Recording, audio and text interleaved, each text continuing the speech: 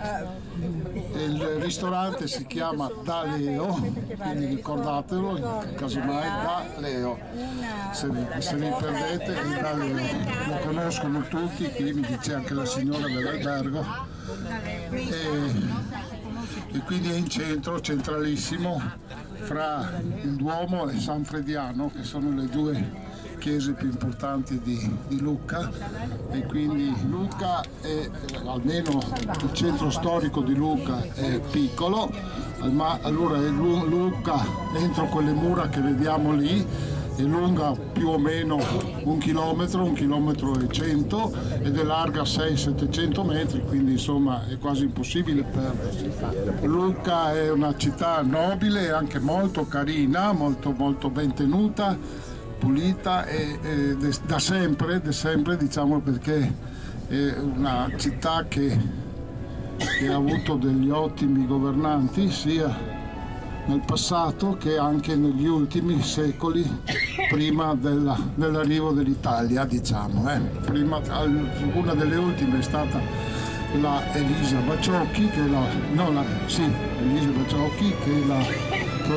la sorella di Napoleone, che ha sposato appunto Baciocchi, che ha governato la città. Poi c'è stata Maria Teresa di Lorena, quindi insomma Ilaria del Cavetto è la seconda moglie di Paolo Guinigi, che resse città appunto per lungo periodo, che morì giovanile, che è una delle più belle sculture esistenti al mondo, veramente.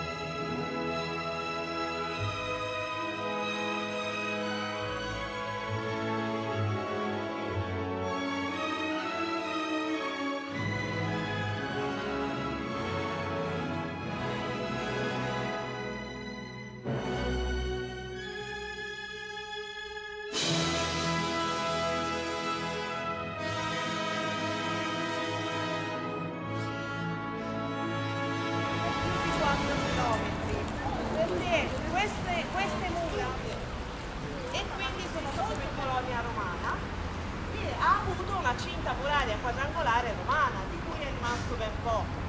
Poi nel 1200 costruirono la cinta muraria medievale, anche di quella è rimasta solo una piccola parte, però nel 1500 volta Repubblica Marinara. Ma Lucca è tra Pisa e Firenze e non aveva una grande attrattiva poi per i turisti. Poi tra l'altro molte famiglie lucchesi divennero ricche producendo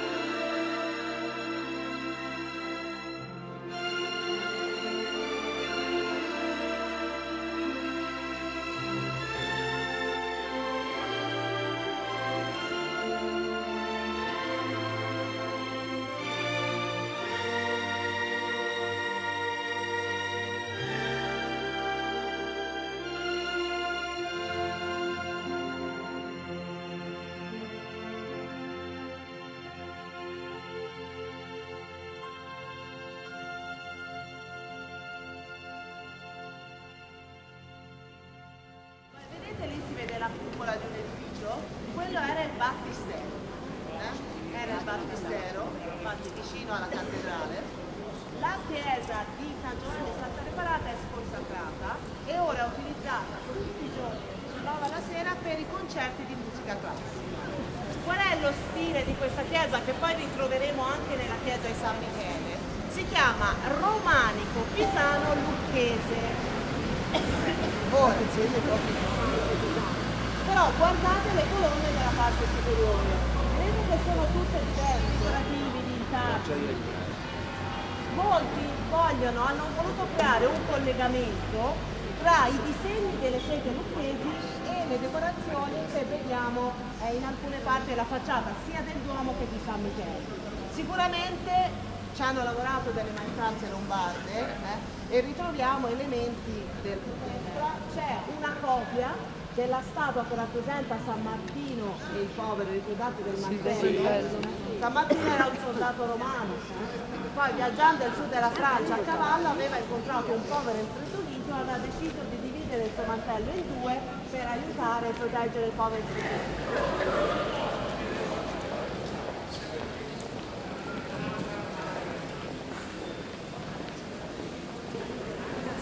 Allora abbiamo nell'architrave, vedete, i 12 apostoli con la Vergine Maria, sopra il Cristo che ascende tra due angeli. A sinistra e a destra, partendo dall'alto, ci sono episodi della vita di San Martino. Partendo da sinistra, San Martino che resuscita un morto, vedete?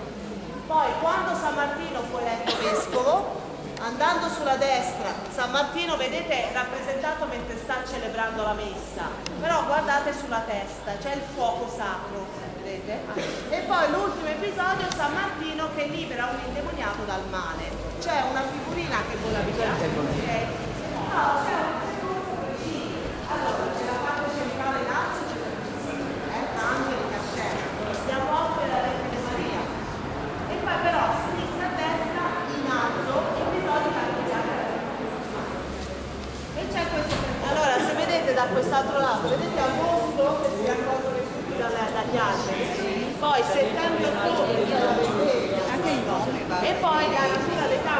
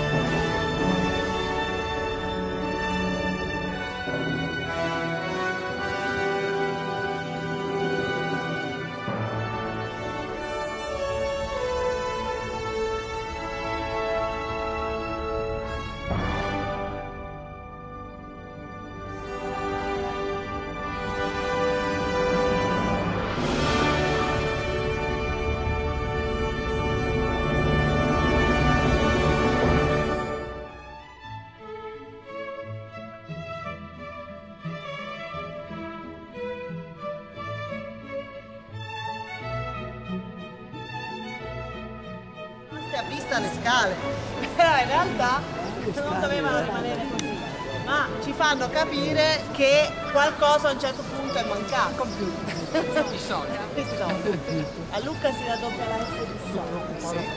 Allora, se guardate in alto la statua di San Michele Arcangelo, vedete che sotto c'è il drago che viene ucciso da San Michele. Bellissimo andare a vedere la facciata. Ora, le chiese a Lucca sono tantissime e sono tutte molto belle, più o meno. Però abbiamo deciso di visitare l'interno della Basilica di San Frediano, che vedete è molto ricca. Quindi poi dopo, se volete entrare a vedere anche questa chiesa, va bene, però non possiamo fare.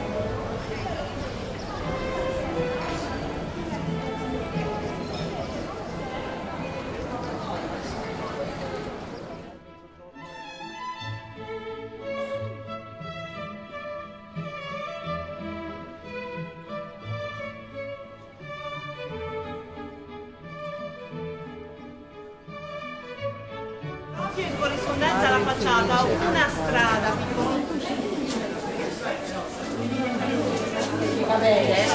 di arrivare in piazza Anfiteatro vi volevo portare più vicina alla famosa torre in Cipat, piantati nella parte alta, un giardino pensile, e poi da lì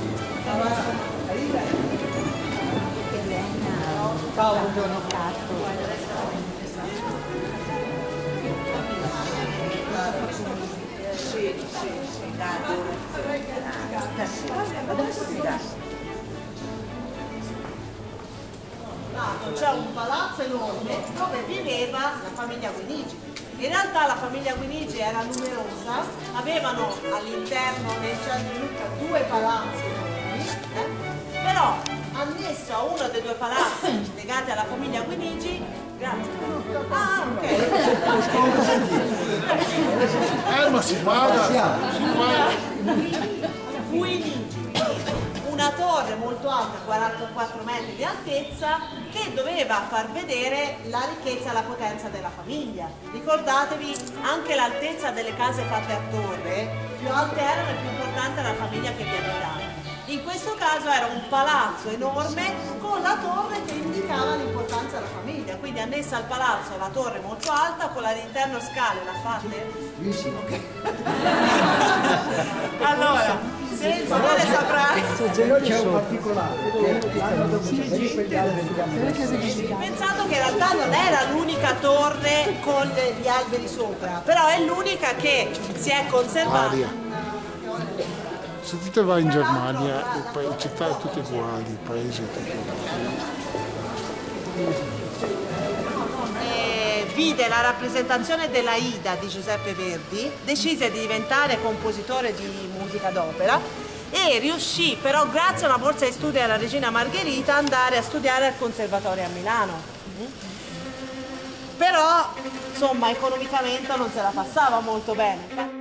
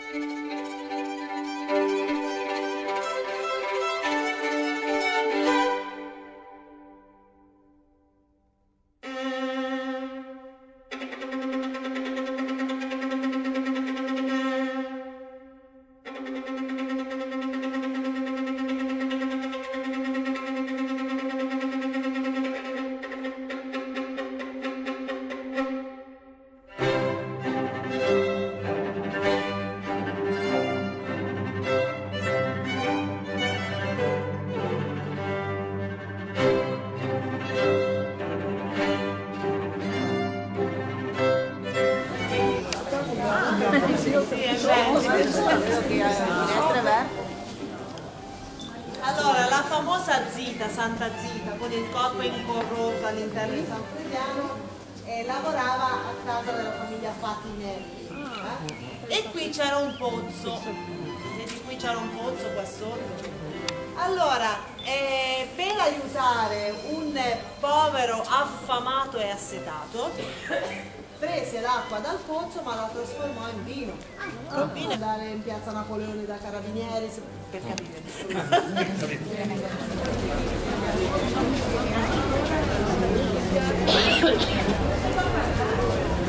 Possente della Basilica di San Frediano. Allora, vedete, è stato costruito in tempi diversi, perché la base del 1100 poi dopo ha aggiunto l'ordine. Però guardate il campanile possente romanico con la monofora in basso, vedete? E poi aperture sempre maggiori andando in alto per alleggerire poi la struttura. Quindi vedete, una monofora in basso, però poi si inizia con le bifore, vedete due, la trifora e poi per arrivare alla quadrifora o doppia bifora. Però guardate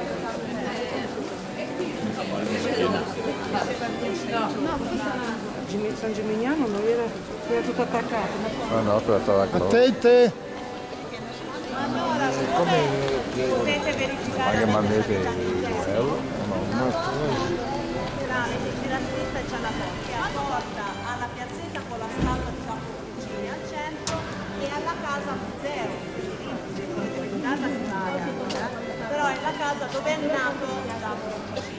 Il secondo piano